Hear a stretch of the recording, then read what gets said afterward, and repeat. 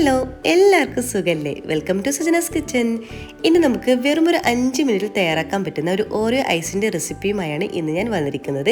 പെട്ടെന്ന് നമുക്കൊരു ഐസൊക്കെ കഴിക്കണമെന്ന് തോന്നുമ്പോൾ, അല്ലെങ്കിൽ കുട്ടികൾക്ക് പെട്ടെന്നൊരു ഐസ് ഉണ്ടാക്കി കൊടുക്കണമെന്ന് തോന്നുമ്പോൾ ഓറിയോ ബിസ്ക്കറ്റ് ഉണ്ടെങ്കിൽ ഇപ്പോൾ തന്നെ നമുക്ക് ട്രൈ ചെയ്ത് നോക്കാൻ പറ്റിയ ഒരു അടിപൊളി റെസിപ്പിയാണ്.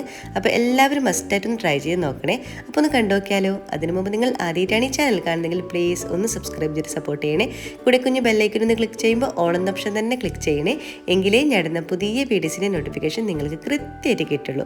അപ്പം ഇനി നേരെ വീഡിയോയിലേക്ക് പോകാം. ഇതിനു വേണ്ടി ഞാനിവിടെ 10 രൂപൻ്റെ 3 ഓറിയോ ചെറിയ പാക്കറ്റാണ് എടുത്തിട്ടുള്ളത്. ഇത് ഐസ് ഉണ്ടാക്കാൻ വേണ്ടിയിട്ട് ഇങ്ങനത്തെ ചെറിയ പാക്കറ്റ് എടുക്കുന്നതായിരിക്കും നല്ലത്. ഇനി നമുക്ക് നന്നായിട്ടൊന്ന് പൊടിച്ചെടുക്കണം. അപ്പോൾ ഇനി നമുക്ക് നന്നായിട്ടൊന്ന് പൊടിച്ചെടുക്കാം. ഞാനിപ്പോൾ ഒരു ഇടിക്കല്ല് ഉപയോഗിച്ചിട്ട് നന്നായിട്ട് പൊടിച്ചെടുക്കുന്നുണ്ട്. അപ്പോൾ ആരെങ്കിലും മനസ്സിൽ ദേഷ്യമൊക്കെ ഉണ്ടെങ്കിൽ അതൊക്കെ മനസ്സിൽ വെച്ചുകൊണ്ട് നന്നായിട്ടൊന്ന് പൊടിച്ചെടുക്കാം. പൊടിക്കുമ്പോൾ അതായത് തെരുതിരിപ്പോട് കൂടി വേണം കേട്ടോ പൊടിച്ചെടുക്കാൻ. ഫൈനായിട്ട് പൊടിച്ചെടുക്കണ്ട, ഇടയ്ക്കൊരു കടിക്കാൻ കിട്ടുന്ന തരത്തിൽ നന്നായിട്ടൊന്ന് പൊടിച്ചെടുക്കാം. അപ്പോൾ ഇതെല്ലാം തന്നെ ഞാനിപ്പോൾ മുഴുവൻ പാക്കറ്റും പൊടിച്ചെടുക്കട്ടെ. ഇതുപോലെ എല്ലാ ഭാഗവും നന്നായിട്ട് പൊടിയുന്ന തരത്തിൽ ഇതുപോലെ പൊടിച്ചെടുത്തിട്ടുണ്ട്. ഇനി നമുക്കൊരു ഗ്ലാസ് എടുക്കാം. അതിലൊട്ടേക്ക് നമ്മൾ ഈ പൊടിച്ച് വെച്ചുള്ള നമ്മുടെ ഒരു ബിസ്ക്കറ്റിൻ്റെ പാക്കറ്റ് വെച്ച് കൊടുക്കാം. എന്നിട്ട് ഒരു കത്രിക ഉപയോഗിച്ചിട്ട് ഇതിൻ്റെ അറ്റത്തുള്ള ഭാഗവും നമുക്കൊന്ന് കട്ട് ചെയ്ത് മാറ്റാം.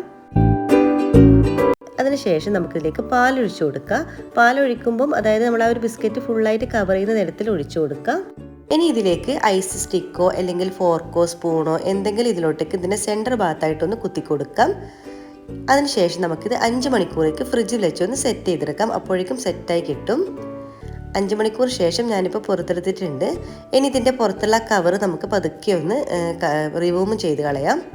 ഇപ്പോൾ കണ്ടില്ലേ, നമ്മുടെ നല്ല ടേസ്റ്റി ആയിട്ടുള്ള ഓരോ ഐസ് ഇവിടെ റെഡി ആയിട്ടുണ്ട്. നല്ല പെർഫെക്റ്റ് ആയിട്ട് തന്നെ കിട്ടിയിട്ടുണ്ട്. നല്ല ടേസ്റ്റിയാണ് കേട്ടോ.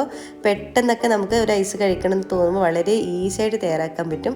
കുട്ടികൾക്കൊക്കെ എന്തായാലും ഇഷ്ടമാവും. കുട്ടികൾക്ക് മാത്രമല്ല എല്ലാവർക്കും ഇഷ്ടപ്പെടുന്ന ഒരു അടിപൊളി ഐസാണ്.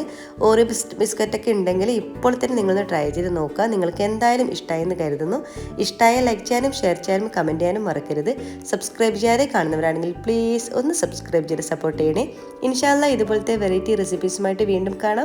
അതുവരേക്കും എല്ലാവർക്കും ഒരിക്കൽ കൂടി താങ്ക് യു. Bye bye.